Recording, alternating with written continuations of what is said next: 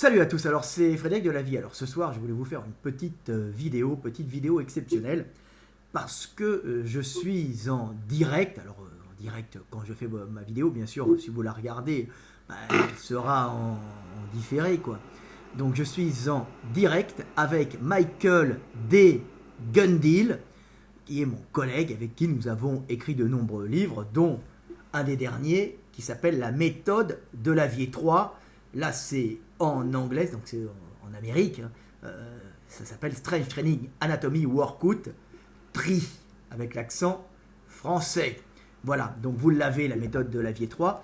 Et Gundil, justement, Michael voulait profiter justement de m'avoir en direct pour parler un peu de morphologie et de différence entre les morphologies, qui est un peu le thème de ce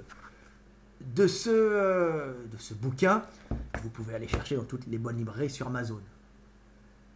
Alors, oui. Je voulais parler d'une seule morphologie pour montrer que l'impact des morphologies sur la performance était très surestimé. Alors, tu voulais parler d'un Américain, je crois, hein, c'est ça? Un Américain, fraîchement américain, vu le nom qu'il a. Voilà. Donc, montre-le. On va le montrer. Chemansky. Voilà, il s'appelle Chemansky. Voilà, de très haut niveau d'après-guerre. Voilà, qui n'avait pas du tout une morphologie de sprinter. Hein, on va vous le montrer. Ni d'haltérophilie. Voilà. On va le mettre de l'autre côté. Voilà, vous voyez. Alors là, c'est Chemansky. Alors, ça c'est un magazine. Alors, magazine, c'est Ironman. Tu as bossé pour Ironman? Ben, toi aussi. Moi aussi. On a été les rares Français à bosser, à avoir notre rubrique dans Ironman pendant de nombreuses années. Alors ça, c'est un vieil Ironman qui date d'après la guerre. Quelle année celle-là? Parce que c'était un champion d'haltérophilie d'après-guerre. D'après-guerre. Et il avait une morphologie particulière, c'est ça ce que tu voulais dire? On voit tout de suite que sa morphologie n'a rien à voir avec les performances. Parce qu'il aurait pu être bon dans tous les sports, visiblement le sprint, etc. S'il avait mis sa volonté. Oui, c'est la blague. C'est surtout pour vous montrer que, en général, c'est la morphologie qui va vous donner, votre morphologie qui va vous donner vos capacités dans tel ou tel sport. Et on voit bien que, comment il s'appelait, Chemansky? Que Chemansky, qui venait d'Europe de l'Est, avait une morphologie qui n'était pas faite pour le sprint ou la course de fond, et qu'il avait vraiment une morphologie adaptée à l'haltéro, mais pas que, hein, pas que. Non, pas que, mais enfin c'est une caricature, c'est pour ça que je voulais en parler. Voilà. C'est une caricature de l'effet de la morphologie sur ta performance. Voilà, comme quoi, alors, en sport, quand on veut, on peut, hein, on dit toujours c'est la volonté qui fait le champion. Bah ouais, quand on veut, on peut, sauf quand on peut pas. Hein, donc, et ça, c'est bien expliqué dans l'éveil des consciences. Hein. Moi, ça m'avait énervé quand on me dit quand on veut, on peut. Tout est histoire de volonté. Il suffit de bosser, s'entraîner et à ce moment-là, des résultats. Hein, les petits gars, on s'entraîne, on a des résultats. Non, on s'entraîne. On aura tout le temps une progression si on s'entraîne bien. Mais c'est surtout notre génétique, notre morphologie qui font que l'on peut performer dans tel ou tel sport. En fait, tu peux toujours performer, mais tu vas tomber sur des gars qui ont la morphologie du genre Chemansky et à travail égal, tu vas te demander pourquoi. Alors lui... Parce que moi aussi, j'avais une copine qui était de Guadeloupe, non, de Martinique. Et quand on allait au soleil, en 5 minutes, elle bronzait comme c'est pas permis. Et moi, je bronzais pas. Ben non, tu bronzais pas, tu brûlais. Ça peut être une question de volonté. De volonté, ouais. Bah oui, dans des sports, ce qui compte, c'est bien sûr votre génétique pour être à haut niveau.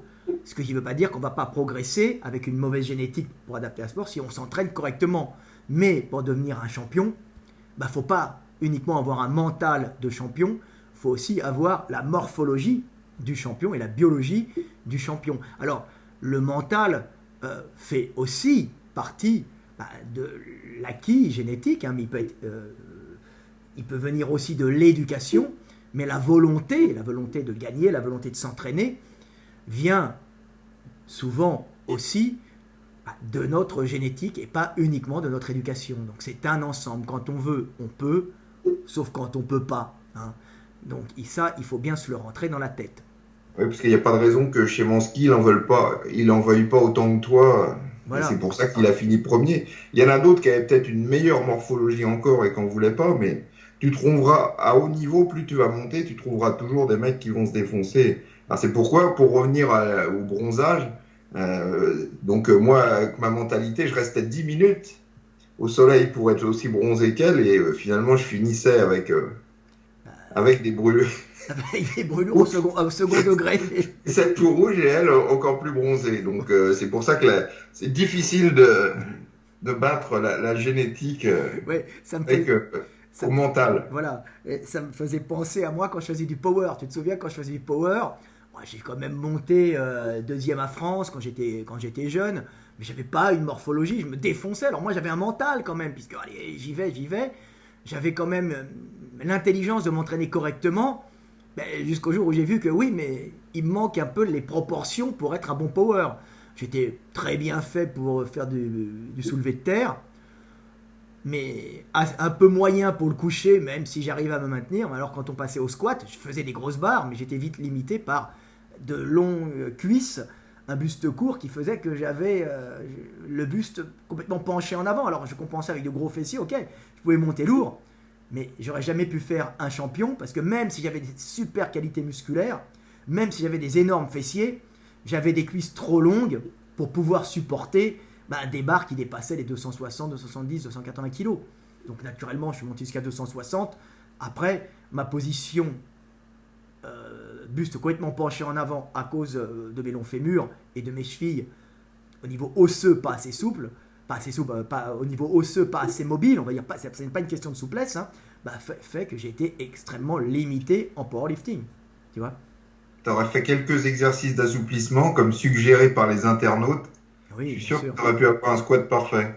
Bien sûr, sauf que l'assouplissement, c'est assez sympa quand tu as des muscles raides et quand tu as on va dire une mobilité articulaire que tu peux travailler. Hein. Quand tu as une cheville et que la mobilité osseuse, là, de l'astrial sur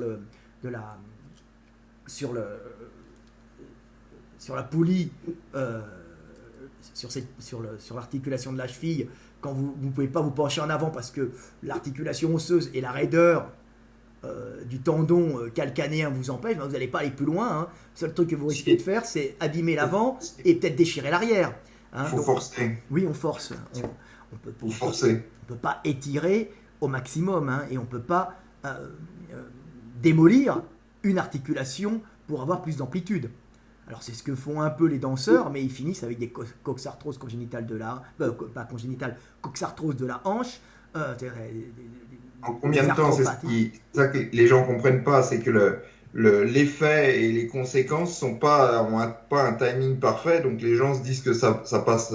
Ça passe. En combien de temps, d'après toi, une carrière de danseuse avant qu'elle finisse tout arthrosée de partout? Vers 35 ans, ils commencent à avoir de graves problèmes, si c'est pas avant. C'est-à-dire que la carrière, elle va se faire de 20 à 30, 35, et si elle n'a pas la morphologie pour, et qu'elle a forcé quand même, même si elle est montée à haut niveau, elle va finir pétée de partout. Tu vois? C'est ça que les gens se rendent pas compte. Et tu vois, avec une fenêtre de 15 ans, donc évidemment que les gens ne s'aperçoivent pas des conséquences tout de suite. Ils disent que ça passe. Oui, quand on est jeune, on arrive à régénérer ouais. Tu régénères, mais tu compromets quand même l'avenir. Hein. Voilà, mais on régénère de moins en moins, et puis les microtraumatismes qu'on fait, ça crée des inflammations, et puis ça crée de l'arthrose, et puis des calcifications qu'il faut qu'au bout d'un moment tu ne bouges plus l'articulation. Tu vois, et des douleurs très, très importantes. D'avoir aucune mobilité à 35 ans, parce que tu as encore 35 ans à souffrir le martyre. C'est ça. Donc il faut faire très attention, et il faut vraiment bien étudier sa morphologie. Il faut bien regarder comment on est, quelles sont nos limites pour éviter de les dépasser dans la blessure. Hein. Parce que si on dépasse ses limites, c'est ce qu'on appelle on casse. C'est ce que disait Marc Vouillot. Hein. Il disait, Marc Vouillot toujours, la carrière, ce qui limite la carrière d'un champion, parce que les champions, c'est des mecs qui ont des bonnes génétiques en général, qui ont l'influx nerveux, qui ont les bonnes proportions, c'est la blessure. C'est le fait de voir se dépasser jusqu'au moment où on dépasse tellement qu'on détruit la structure. Tous les monsieur Olympia, il n'y en a aucun récemment qui a mis fin à sa carrière de façon volontaire. Hein. Ils se sont tous cassés la gueule à cause de blessures plus ou moins graves. Dorian Yates, arrachement de biceps. Là, pareil, il voulait pas s'arrêter, mais il a dû s'arrêter. Il était obligé, lui, de s'arrêter. Coleman, pareil. Cutler, quand il a commencé à péter de partout, il a perdu. Il pétait aux avant-bras, lui, c'est ça? Cutler, biceps, puis probablement pas mal de douleurs. Kay Green a aussi pété au biceps. Hein. Ça se fait très tôt, ça. Ouais. Donc il faut savoir que c'est souvent la moi, je parlais des monsieur Olympia. Lianet, déjà, on voyait, tu regardes la carrière de Lianet, tu regardes la taille de ses cuisses année après année. Il a été obligé de s'arrêter à cause de ses genoux. Et il voyait bien que Yates arrivait beaucoup plus gros et qu'il ne pourrait pas lutter. Yates, il a pété. Coleman, pareil, il a pété. Cutler, il a pété. Phil Heath, il était en train de... Enfin, c'était des hernies qui lui... Qui lui sortaient au niveau des abdos. Ah oui. Ah oui, c'est la ligne blanche. C'est aussi les hormones de croissance, la suralimentation. Oui, donc d'accord, mais c'est toujours des pathologies qui te... C'est des pathologies qui te limitent. Tu vois, alors notre ami Szymanski, Norbert Szymanski, hein, alors tu disais qu'il avait la particularité d'avoir, malgré ses jambes courtes, des fémurs assez longs. C'est ça? Non, mais c'est ça qui est étrange avec lui, c'est que il n'a pas spécialement la jambe très courte. Non. Et à cause de son tibia qui est très très très court, il a vraiment, on dirait, il a un tibia de nain, quoi. Ouais, il devait être souple. Il rappelle presque Tokino. Voilà, il était Tokino, qui est le nain fétiche. J'ai beau t'envoyer des vidéos de Tokino, ça n'améliore pas ton squat. De Michael Gundil, qui adore les nains transgenres qui dansent et qui sautillent. Mais non, mais je t'envoie ça pour améliorer ton squat, parce que ça perturbe beaucoup ça perturbe beaucoup l'internaute, ton squat. Voilà. Alors là, on montre quand même la morphologie. Il a quand même des cuisses assez longues. Hein. Il a, oui, le fémur, même très long, et le muscle, on peut remarquer très long. Par contre, il a un peu les jambes arquées, mais moins que Klokov.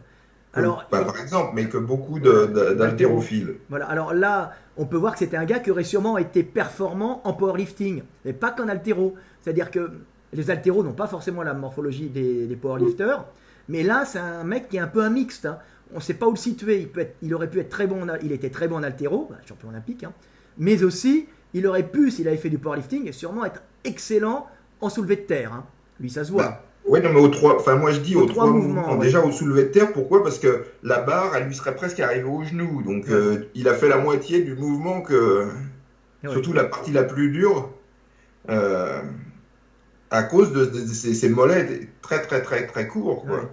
Ouais. Je sais pas comment il pouvait marcher, parce qu'il va avoir quand même du mal à marcher. Donc il n'a pas la morphologie classique des haltéros. Hein. Non, mais il a une morphologie qui est quand même très favorable, parce qu'en haltéro, tu dois commencer par un soulevé de terre. Donc on voit que là, le gars, ça devait être son point fort. Hein. C'est vrai qu'il a une morphologie qui est particulière. Alors, souvent, comme on disait, on voit des haltéros avec les jambes arquées. Hein. Et alors on dit, ouais, mais pourquoi? Parce qu'en haltéro, le sport va sélectionner des morphologies particulières.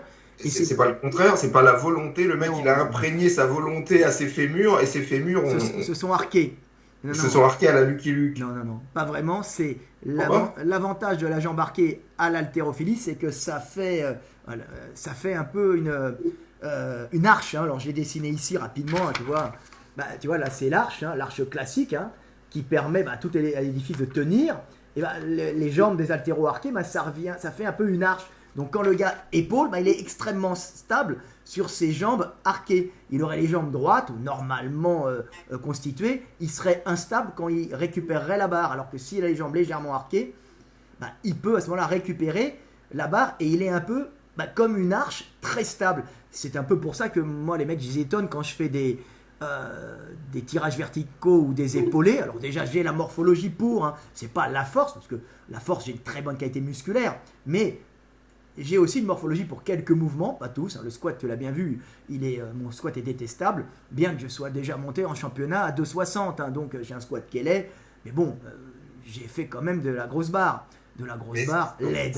Faut préciser qu'en powerlifting, on ne retire pas des points parce que ton squat, il est pas beau. Non, on te retire des points si tu n'atteins pas l'horizontale. Alors on atteint l'horizontale vaguement un peu en dessous. C'est pas des points, c'est que soit c'est bon, soit c'est pas bon. Il Voilà. n'y a pas de points. T'as les petites lumières rouges, et puis si t'es penché en avant, la tête entre les jambes avec un squat pourri, mais t'arrives à peu près à avoir les fémurs à l'horizontale, ça passe. Hein, bon, en général, les mecs qui font des soulevés de terre lourds, ils ont la morphologie de soulevés de terre, du coucher lourd, du squat lourd, ils ont la morphologie du squatteur, c'est-à-dire en général des jambes courtes, proportionnellement des jambes courtes, un grand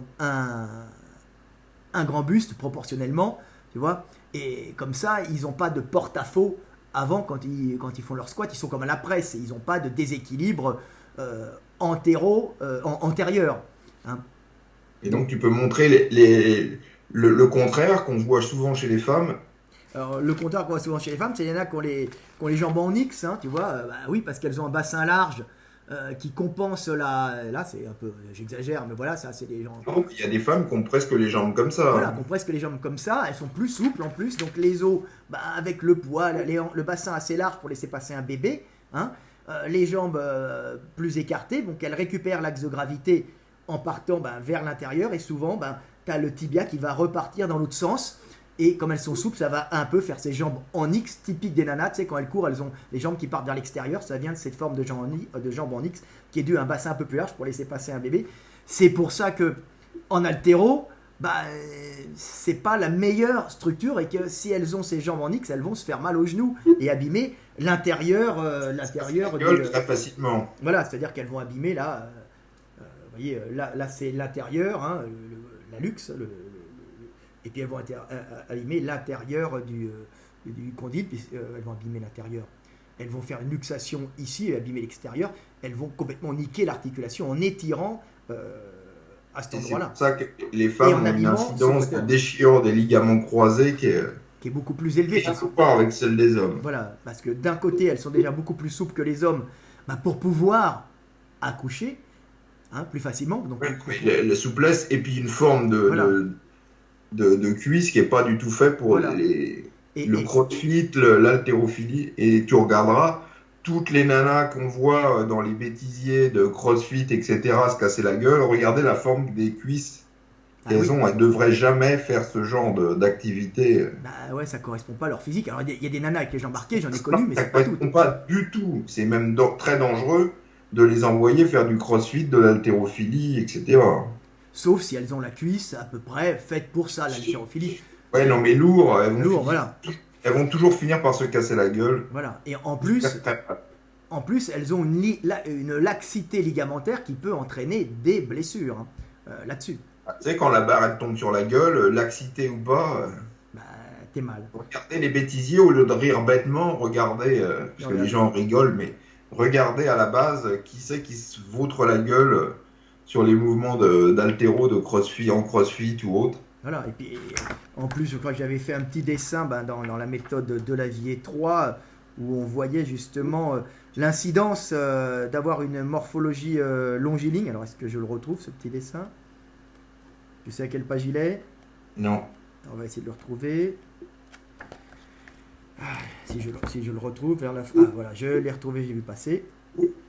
Il y a tout un chapitre sur justement les mouvements d'haltérophilie. Voilà, alors voilà, là on en parle un peu. Alors vous voyez là, vous avez un breviline et là vous avez un longiligne. Vous voyez que celui-là a le buste beaucoup plus droit et celui-là est plus penché en avant, mais bon, il peut récupérer plus facilement sa barre avec ses longs bras. Et en fin de compte, il aura un demi-squat, voire un tiers de squat, alors que lui aura un demi-squat. C'est pour ça qu'en général, les longilignes sont quand même meilleurs au soulevé de terre. Par contre, c'est l'avantage de Szymanski. Alors, il a les bras plutôt courts, mais il compense avec des mollets super courts. Mais il n'a pas les bras si courts que ça. Non, mais bon, il a quand même les bras courts. Il n'a pas les bras longs. Voilà, donc il a une morphologie à pouvoir être power, bon sur les trois mouvements, ce qui est relativement rare. C'est rare, mais à cause de Parce qu'évidemment, s'il avait les bras plus longs, il serait avantagé sur un soulevé de terre, par exemple. Mais après, c'est un inconvénient pour un développé couché. Mais lui, grâce à des mollets très courts, la taille des bras est annulée. Les Alors, bras courts, relativement courts. un autre truc pour les mecs qui font du crossfit, hein, à savoir que quand tu es longiligne, bah, tu te retrouves à faire des arrachés. Là, on voit la phase accroupie de l'arraché. On récupère là-bas, on passe en dessous, tu vois. Là. Alors là, tu as un gars qui est un breviling, tu vois. Donc, il a l'axe de gravité qui est ici, tu vois. Il y a les bras qui sont relativement dans l'axe. Le problème, c'est quand tu es longiligne, pour rattraper cet axe avec ces fémurs qui projettent le bassin en arrière, tu es obligé de compenser l'axe de gravité en te penchant énormément en avant. Et pour compenser, pour avoir l'axe de gravité qui passe au niveau des chevilles, là, tu es obligé de tirer tes épaules en arrière. Ce qui fait qu'avec des poids lourds, tu te retrouves, quand tu es longiligne, à récupérer l'axe de gravité avec les épaules en arrière. Et là, bah, tu te niques complètement l'articulation scapulo-humérale. Sauf si tu as fait quelques assouplissements avant. Bah oui, sauf si tu as fait quelques assouplissements avant, tu vas te le niquer quand même. Donc il faut faire très attention parce que ne peut faire de l'haltérophilie avec des poids conséquents, importants, que celui qui a la morphologie pour et qui, quand il va se retrouver dans les mouvements, sera comme avec ses articulations empilées les unes sur les autres, sans avoir l'articulation qui part vers l'extérieur que tu dois récupérer, parce que quand tu as un déséquilibre arrière et que tu as ton bras en arrière, bah, tu vas te niquer gravement toute l'articulation de l'épaule. Et après, le mec qui a la génétique la morphologie pour faire de l'haltéro, il va juste se niquer plus tard dans sa carrière, ce qui permettra de monter à plus haut niveau. Mais je vois pas comment le mec il peut sortir indemne d'une carrière haltérophile de haut niveau. Le problème, c'est qu'à haut niveau, on ne sort jamais indemne puisque c'est tout le temps la course pour essayer de dépasser sa limite. Et dépasser sa limite, un jour, on la dépasse et quand on la dépasse, c'est l'accident. C'est le problème du sport. C'est pas que l'accident, c'est la blessure. Parce qu'il y a accident, ok, mais il y a blessure, enfin l'usure. On n'est quand même pas fait pour faire ce genre de choses. Hein. Des types comme dans tous les sens. Des types comme Thor, la montagne. J'aime bien le montrer là. Il y a Thor. C'est des mecs par contre eux qui sont longilignes, tu vois, par rapport aux haltéros. Tu vois, regarde. Alors lui, qu'est-ce que tu penses de sa morphologie? Lui, c'est un mec extrêmement massif, mais longiligne. Et c'est avec sa femme, je crois. Plus proportionné. Quoi? Il est beaucoup plus proportionné, mais je pense qu'aux 3 mouvements, il serait anormalement faible par rapport à notre ami Szymanski. Oui. 3 mouvements, les 3 mouvements en power. Voilà, il n'est pas fait pour le power. Il fait du soulevé de terre, il a un coucher qui est, pour son poids, quasiment inexistant, puisqu'il est un peu plus de 200, 220 avec tout ce qu'il prend. Je sais pas, c'est pas exceptionnel, sachant que les mecs vont... Il bench son poids de corps. Voilà, il bench son poids de corps. Par contre, le gars, pour les levées de pierre, pour marcher la marche du fermier, pour se déplacer avec ses grandes jambes, parce que c'est un gars qui a des grandes jambes, qui est très grand, il est au-dessus de tout le monde, parce qu'il est à un peu plus de 2 mètres, je crois. Il pèse combien? Je sais pas, il est monté à plus de 200, mais maintenant ils sont redescendus quand même les mecs, parce qu'ils tiennent pas le coup. Voilà, alors il avait la capacité, comme tu disais, sa grande capacité, c'était de pouvoir manger. Tu vois, digérer surtout. Et de manger, digérer. C'est une chose, mais digérer, parce que manger, ils sont obligés de prendre des produits pour manger. Voilà. Puis des enzymes digestives. Pas le tout manger, c'est qu'il faut digérer. Voilà. Puis alors, il faut savoir que les mecs qui font du strongman, c'est pas des haltéros, c'est des longilignes extrêmement musclés, extrêmement développés maintenant. Parce que c'est les épreuves du strongman qui sélectionnent les mecs plutôt longilignes, pas les mecs courts maintenant. Et les mecs grands en plus, puisque ce sont des épreuves où il faut porter des pierres, les mettre sur des tonneaux. Imaginez quand vous faites 1m75 et que vous portez une pierre pour la mettre sur un tonneau, ça va pas être évident, alors qu'un grand gars, lui, il la prend au niveau de la poitrine, il l'a déjà posé au-dessus. Alors qu'un petit, il va être obligé de faire développer devant en plus. Donc ça, c'est l'épreuve qui sélectionne le type morphologique. Ça n'a pas toujours été le cas, puisque Franco, qui était tout petit, avait fait les premiers strongman. Mais suivant les épreuves que tu files aux mecs, tu sélectionnes ceux qui ont des grosses mains, des petites mains, ceux qui sont grands, ceux qui sont petits. Donc strongman, ça veut à la fois tout dire et rien dire. Ça dépend de l'épreuve. C'est pour ça qu'il y en a, ils sont très forts dans certaines épreuves et puis ils n'arrivent même pas à faire une rep dans d'autres. Ouais. Le but étant de gagner. C'est un peu la montagne. Lui, il était à la base, il était basketteur, faut le savoir. C'est ça. J'ai une petite photo de lui quand il était jeune. Il était déjà costaud, mais bon, un long gars basketteur, un Islandais, nourri au lait, tu vois, au cochon, au lait, aux saucisses. Donc c'était après, il a compensé avec sûrement des produits pour pouvoir se bâtir une grosse musculature, mais il avait aussi une structure osseuse de nordique qui lui permettait de supporter cette masse de muscles un peu artificielle. Mais quand tu dis produits, tu penses aux acides aminés jovédaires. Bien sûr. Voilà. Donc, pour revenir à Szymanski, si on remonte, on voit qu'il a une taille très large. Ouais. Alors, il n'aurait pas fait le bodybuilder du siècle. Je crois qu'il a fait du bodybuilding, mais quand tu as une taille très large, parce qu'il est à peu près aussi large de taille que d'épaule. Ouais. Donc, ce qui permet de protéger le dos. C'est pour ça que quand tu as un physique de sprinter, mieux vaut pas te lancer dans du powerlifting ou autre. Parce qu'un powerlifter demande une taille extrêmement musclée. Plus elle est large, mieux c'est quand même. Et peu mobile. Et ce qui est un avantage aussi en powerlifting, c'est souvent d'avoir des os iliaques qui remontent relativement haut. Alors, est-ce que j'ai des bassins à montrer ici? Je dois en avoir là, voilà.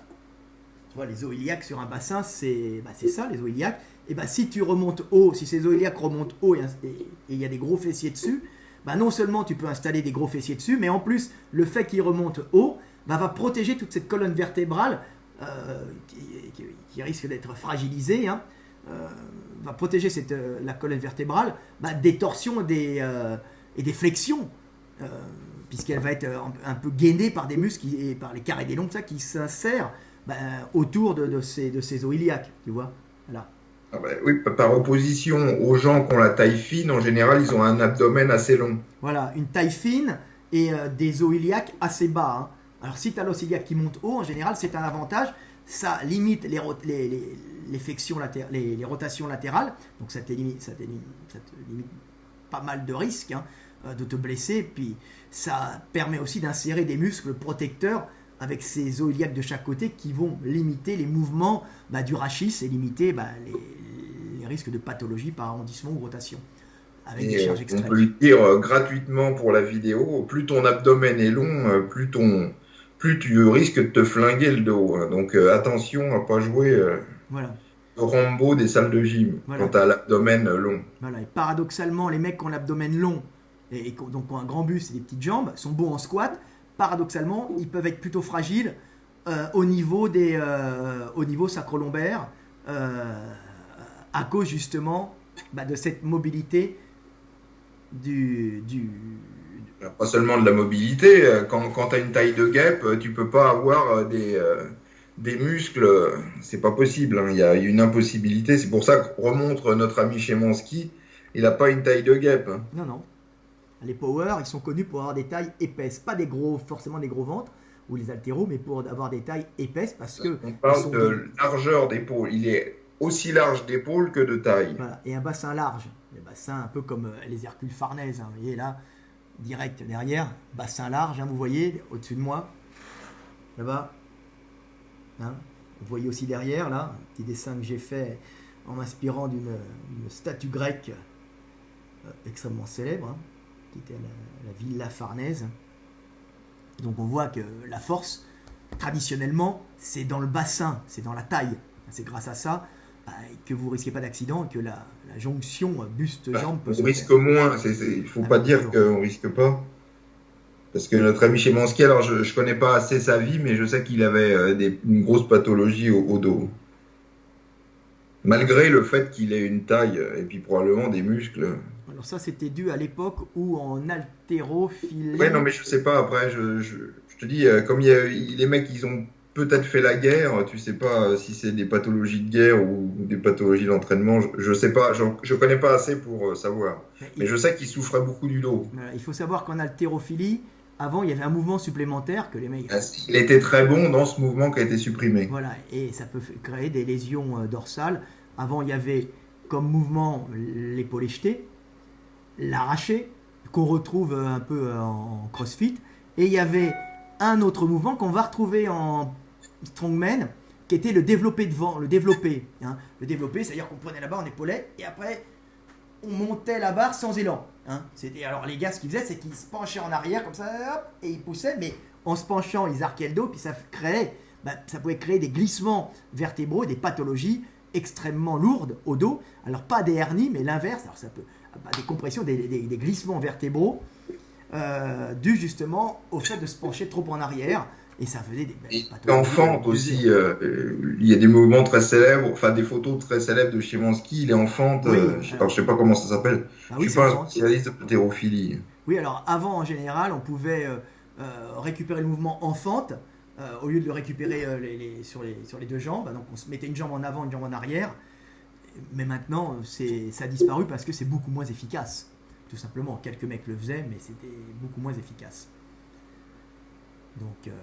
Donc on peut dire qu'il a les bras plutôt courts, donc ce qui lui aurait été favorable. Je pense qu'il aurait été bon au développé couché puisqu'il est assez étroit d'épaule, des bras relativement courts. Ça aurait peut-être pas été son meilleur mouvement, mais je pense que sur les 3 mouvements, il aurait été très bon. Voilà, et donc il avait, pour vous montrer, la vidéo, c'est pour vous montrer que pour performer dans un domaine, il faut avoir une morphologie particulière et qu'il est difficile d'être performant si vous n'avez pas cette morphologie, tout simplement. Ouais. 1, la morphologie c'est important pour la performance, et 2, pour retarder l'arrivée des pathologies aussi. Il y a les deux choses. Hein. Et c'est surtout ça qui m'intéresse. Après que vous soyez performant ou pas, c'est important d'éviter les pathologies, parce qu'une fois que tu t'es flingué le dos, ta vie, tu vas souffrir. Moi, je connais des mecs, ils n'arrivent plus à dormir parce qu'ils ont tellement mal qu'ils sont obligés de dormir assis, et tu dors pas, tu es obligé de te bourrer de médicaments. C'est pas pour ça qu'on a commencé le sport ou le bodybuilding. Voilà. Alors, n'oubliez pas, hein, la méthode de Lavier 3, elle est plutôt axée sur justement l'étude des différentes morphologies entre les gens, pour justement s'entraîner, essayer de comprendre quelle morphologie on a, et s'entraîner en fonction de ce qu'on est, et pas en fonction du voisin. Hein. Et c'est là-dessus qu'on apporte vraiment un plus dans le domaine de la musculation, hein, puisqu'on peut dire que on est les premiers à avoir parlé de ça. Hein. Avant, Joe Vedder, comme tu disais, fallait faire comme le voisin, c'est ça? Non, il fallait faire comme le champion. Comme plutôt. le champion, donc si tu veux, comme tu disais. Si tu voulais les pecs d'Arnold, fallait t'entraîner comme Arnold. Voilà, si tu voulais voulais les cuisses de Tom Platz, faut t'entraîner comme Tom Platz. Voilà, et si tu veux la taille fine de... comment il s'appelait Sergio Oliva. De Sergio Oliva, fallait t'entraîner comme Sergio Oliva. Voilà, en gros, c'était ça l'idée. Voilà. Qui est toujours prévalente aujourd'hui. Hein. Alors que c'est pas du tout ça. Ce qu'il faut, c'est s'entraîner comme ta morphologie, ton type morphologique. C'est le plus favorable. Voilà. C'est le plus favorable. C'est-à-dire l'entraînement le plus favorable à ton type morphologique. Tu vois? Ça, c'est ce qu'il y a de plus important. Et savoir reconnaître son type morphologique, parce que c'est pas évident de prendre conscience de ce qu'on est réellement. Et ça vient sur les années, puis ça vient aussi en lisant de bons livres de musculation. Il y a des dizaines, là on a vu quelques variables, mais il y a des dizaines et des dizaines de variables. Qui sont dans le bouquin, hein, si vous voulez. Voilà. Alors celui-là, il est assez épais. Hein. Quoi? Il est assez épais, il a 300 et quelques pages. Non, il a 255 celui-là. Donc c'est pas juste 3 lignes pour expliquer. On montre toutes les morphologies, les variantes. C'est un livre... et les conséquences sur les mouvements, etc. Voilà. Donc, savoir reconnaître sa morphologie. C'est pour le bodybuilding, mais alors il y a l'équivalent pour le sport. Donc, quelle morphologie est plus favorable à tel sport? Et en fonction de sa morphologie, comment structurer son programme de musculation pour le sport qu'on a choisi dans la méthode de Lavier de l'entraînement pour les sportifs. Voilà. Alors, si vous voulez vous faire des cadeaux utiles, allez dans toutes les bonnes librairies ou sur Amazon pour commander ou pour acheter ben, la méthode de Lavier 3, hein, n'oubliez pas, c'est spécial morphologie, adaptée à la musculation bodybuilding, hein, et la méthode de Lavier pour les sports, qui, la musculation pour le sport. Musculation pour le sport, pardon, la musculation pour le sport, donc la musculation pour le sport qui, elle, traite des entraînements qu'il faut avoir en fonction des sports et qui parle aussi de morphologie, puisque...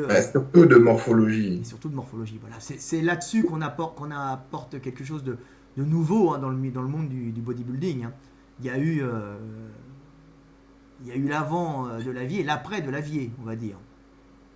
Tu vois, parce qu'avant, il fallait s'entraîner comme le champion. Il y a toujours, hein, tu regardes les mecs qui payent Yates, les mecs, tu regardes Yates, il entraîne les mecs à la Yates. Les mecs le payent pour faire l'entraînement du dos de Yates. Les mecs qui voient Tom Platz, ils le payent pour s'entraîner comme Tom Platz pour les cuisses. Alors que normalement, un bon entraîneur, alors je dis pas qu'ils sont mauvais, hein, mais un bon entraîneur devrait regarder le type et dire, ah non, toi tu as telle morphologie, tu vas t'entraîner de telle façon et toi tu t'entraîneras de telle façon. Tu vois, c'est surtout ça. Quand on voit deux types qui se suivent à l'entraînement, on dit ouais, entraîne-toi comme moi. Oui et non. Je veux dire, si vous êtes à peu près pareil, ça va. Si vous n'avez pas la même configuration, jamais pareil, c'est ça s'entraîner comme ton pote, c'est pas bon. Alors ailleurs, vous pouvez vous entraîner chacun sur deux postes différents et puis vous aider, vous assister. Mais vous suivre le même programme, à part sur certains mouvements, des curls, des trucs comme ça, en général, ça marche pas. Faut suivre le programme qui te correspond. Connais-toi toi-même. Et ça, c'est le plus grand des défis. Et tu vas te demander pourquoi le mec, il pousse 10 fois plus que toi sur tel mouvement. Et pourquoi toi, tu pousses 10 fois plus que lui sur tel mouvement. Tu vois, tout simplement. Pourquoi lui, il fait tel mouvement, puis toi, tu n'y arrives pas du tout, ça te fait mal partout. Voilà. Tout ça, ça vient de la morphologie et il faut apprendre à s'étudier. C'est ce que je disais, hein, en traction. Tu sais, je faisais des concours de traction. Et moi, j'ai vraiment une morphologie qui est faite pour les tractions. Mais pour les tractions jusqu'au menton. Hein. Après, plus, je ne peux pas me passer large d'épaule. Et donc, j'étais excellent sur les tractions. Et surtout, sur les tractions, il ne faut pas démarrer à la claque. Et je voyais, mais à la claque, j'ai aucun problème. Le mec tape, poum, je monte comme une fusée. Et là, je discutais avec un type qui s'appelait Mabro, qui me dit, mais non, il y a un problème. Ce qui compte énormément, c'est travailler le milieu des omoplates. Et moi, je n'avais pas pris conscience de ça parce que je pensais avec ma cervelle de Frédéric Delavier. Et le mec me dit, mais non, les omoplates se décollent. Et je dis, mais ils ne se décollent pas. Et je vois le mec et je vois effectivement ces omoplates qui bougent. Et j'ai compris, moi, j'étais pas large d'épaule, donc des clavicules pas très larges, et des omoplates qui ne bougeaient pas. Donc évidemment, j'avais les bras très fixes. Comme j'ai un point fort, biceps, longue portion du triceps, donc celle qui s'attache sur l'omoplate, et grand dorsal, grand rond, j'avais tous les muscles moteurs pour tractionner qui pouvaient démarrer le mouvement sur un omoplate fixe qui bougeait pas puisque j'ai pas de largeur d'épaule. Donc il n'est pas très beau, ma traction n'est pas très belle à voir, mais elle est très rapide et elle monte sur une petite amplitude directe au menton. Évidemment, quand on demande ça en compète, c'est-à-dire démarrer à vide, à l'arrêt, monter, taper et redescendre, moi ça me pose aucun problème, ça me fatigue pas. Tu vois ? Alors que le gars qui a les omoplates larges, lui, il va être obligé de travailler tous les fixateurs d'omoplates, tu vois, pour pouvoir terminer sa traction, tu vois, et descendre ses omoplates et passer le menton. Alors en général, il passera plus que moi je peux pas. Mais son problème fait que au démarrage, il est complètement détendu et il est un peu mou, tu vois, parce qu'il a les omoplates qui sont mobiles. Moi non. Et en bodybuilding, il aura un meilleur dos que toi. Plus large et un grand dorsal plus agréable. Plus agréable à voir. Alors moi, ce qu'il y a, c'est que j'ai l'avantage d'avoir un dorsal très gros. Alors il est épais, si tu veux. Voilà, mais épais, mais pas large. Pas large. Au repos, ça va, mais je le sors pas. Alors quand je suis en train de marcher, le dos, on me dira, putain, il a un beau dos, il est énorme. Mais il sortira pas plus, puisque je suis pas très large d'épaule. Donc je parais large de dos au repos, mais il sortira pas plus quand j'écarte les bras. C'est comme des mecs un peu... t'as l'impression qu'ils ont une grosse bite, et puis quand ils se mettent à bander, elle n'est pas plus grosse. Oui, voilà. Voilà, c'est un peu la mauvaise surprise. Ah ouais, c'est ça la mauvaise surprise, tu vois. C'est que des fois, c'est gros, et puis ça s'étend pas plus, tu vois. Alors qu'il y a des mecs à la Tony Pearson ou Robbie Robinson, Tu les vois comme ça, bon, et puis ils se mettent à contracter, ils ont comme des ailes qui sortent. Voilà, tout ça parce qu'en fin de compte, ils ont des épaules larges, et ils peuvent projeter en avant les clavicules, tirer les omoplates sur le côté, puis sortir un grand dorsal qui était, qui, qui était fermé avant, tu vois. Et ils ressortent énormément. Mais ils C'est seront pas forcément. Alors on se dit, tiens, il a un grand dorsal, mais il sera pas forcément bon en concours de traction. pas forcé. C'est pour ça que je dis En que tout cas, il sera pas les fort, tractions il sera de pas fort au bodybuilding, démarrage. Il sera pas fort au démarrage de la traction, tu vois. ouais, non, mais même en général, il sera désavantagé. Mais c'est pour ça que je dis que les tractions de bodybuilding n'ont rien à voir avec les tractions de compétition. Les mecs mélangent tout et c'est le gloubi-boulga. Et après, ils comprennent plus rien. La traction de compétition, il faut faire ce que te demandent les juges en fonction des concours. Tout simplement. Alors, des En concours. général, le mec, une traction, faut toujours passer le menton. C'est complètement con en bodybuilding.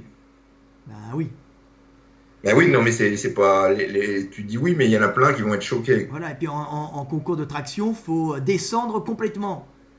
Ouais, mais bon, descendre complètement, il faut savoir que les mecs qui s'entraînent en compétition de traction s'amusent pas à s'entraîner en permanence, on est les champions, avec des tractions complètement détendues en permanence au démarrage, parce que ça va faire des pathologies aux bras, aux coudes, Aux épaules surtout. Hein. aux épaules, ça fait des pathologies générales au biceps, puisque tu étends à chaque fois, ça donne des micro-traumatismes à l'extension.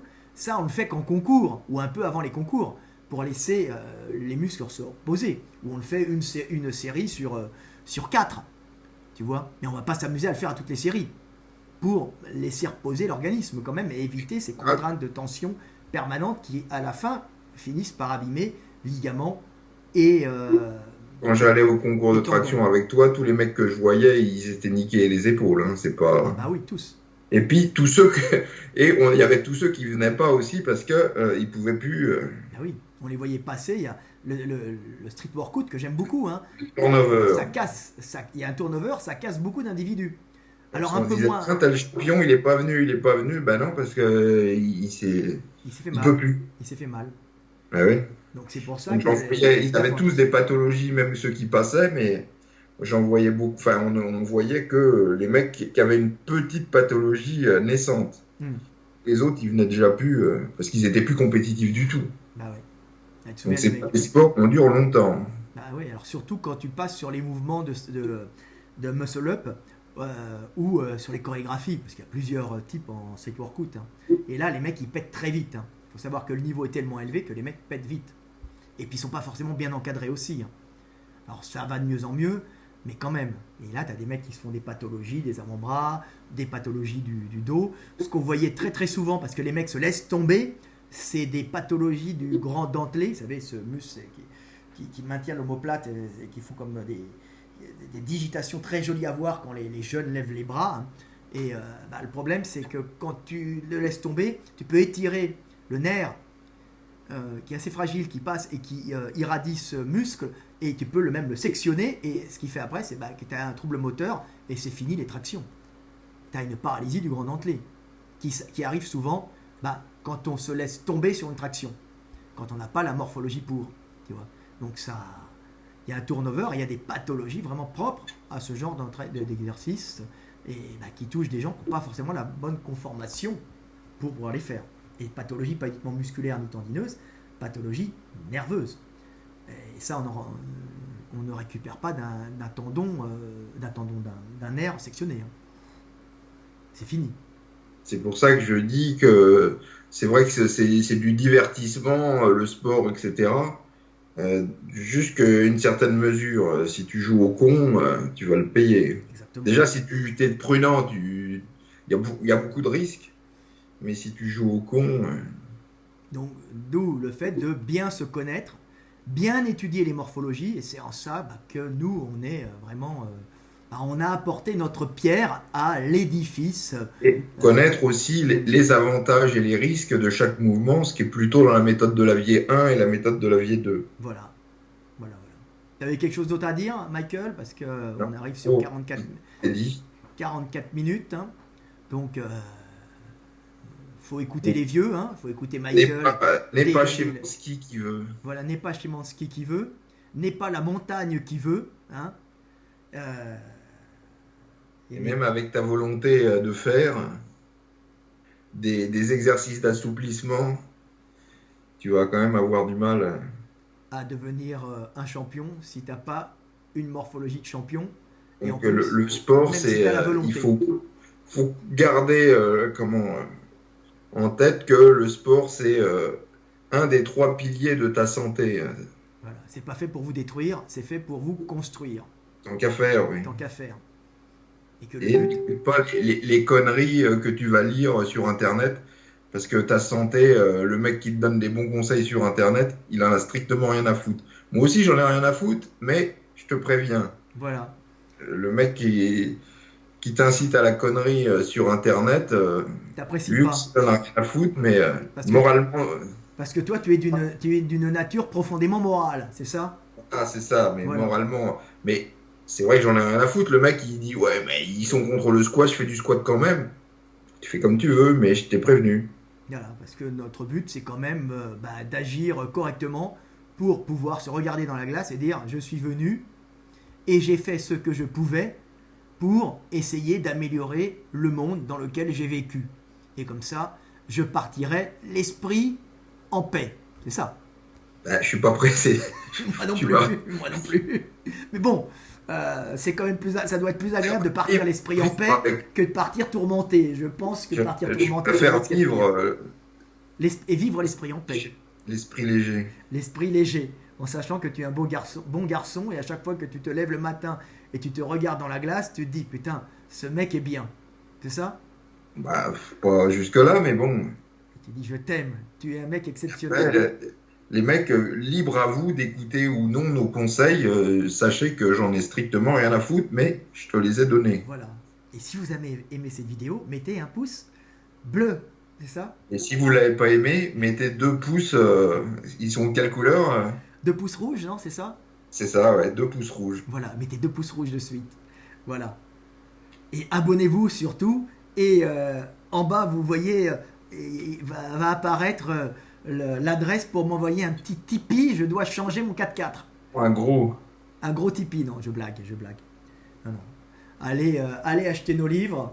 Et si vous n'avez pas les moyens, regardez nos vidéos. Voilà. Hein? Bon, ben voilà, salut. Salut, tu restes en communication. Je vais éteindre. Alors, j'éteins en bas, pas en haut, parce qu'il faut savoir qu'on a fait 2 fois la même vidéo. Euh, et que la première fois, je l'ai effacé d'un coup en me trompant de bouton. Voilà, donc j'ai dit salut à tous. Merci Michael Degundil. T'as quelque chose d'autre à dire? Non, non, rien. Voilà, hein, faut savoir que Michael Degundil, lui, est quand même quelqu'un qui a bossé, un des premiers Européens à bosser dans les magazines américains, c'est ça, hein, Iron Man, Ben ouais. voilà. Et que, donc, les États-Unis, qui étaient la mecque du bodybuilding, hein, donc il a été le writer de l'année, quelle année? Je crois. Ah, je sais même plus. Voilà. 2000, je sais plus Voilà, du tout. voilà. Donc c'était un Français, Michael, mon collègue, qui a été meilleur auteur dans les magazines de musculation de je ne sais plus quelle année. Il a une petite coupe. Et puis moi, je suis quand même celui qui vend le plus de livres de musculation aux États-Unis dans le domaine de l'enseignement pour les facs, hein. Donc, il faut savoir ça. Voilà. Et que je suis un best-seller américain et j'ai déjà été premier des ventes en sport, mais pas qu'en musculation, aux États-Unis. Et je reste le livre de référence dans toutes les facultés. Donc l'esprit français s'exporte quand même aux États-Unis, qui est le pays à la base du bodybuilding. Et puis un peu partout, puisque maintenant nos publications sont traduites en près de 30 langues, même plus, non? Avec les J'en pirates, sais rien. J'ai perdu le compte. on a perdu le compte, on s'en fout. Donc voilà. Pas, mais Moi, ce que j'aime bien dire, c'est que je vends plus que Welbeck. Tu vois, mais Welbeck fait du roman, c'est autre chose. Et Ah, je sais qu'il était à 4,6 millions. Donc, je sais que j'ai vendu plus de livres que Welbeck. Ce qui me permet de pouvoir frimer un peu. Tu vois. Mais c'est pas bien grave, hein. De toute façon, l'important, c'est l'enseignement qu'on donne et le savoir qu'on diffuse pour aider les gens à s'entraîner, à ne pas se blesser, à vivre mieux. Voilà. Merci Michael Degundil. salut. À bientôt et paix sur terre. Je coupe en bas pour pas effacer ma vidéo À bientôt tous, paix sur terre.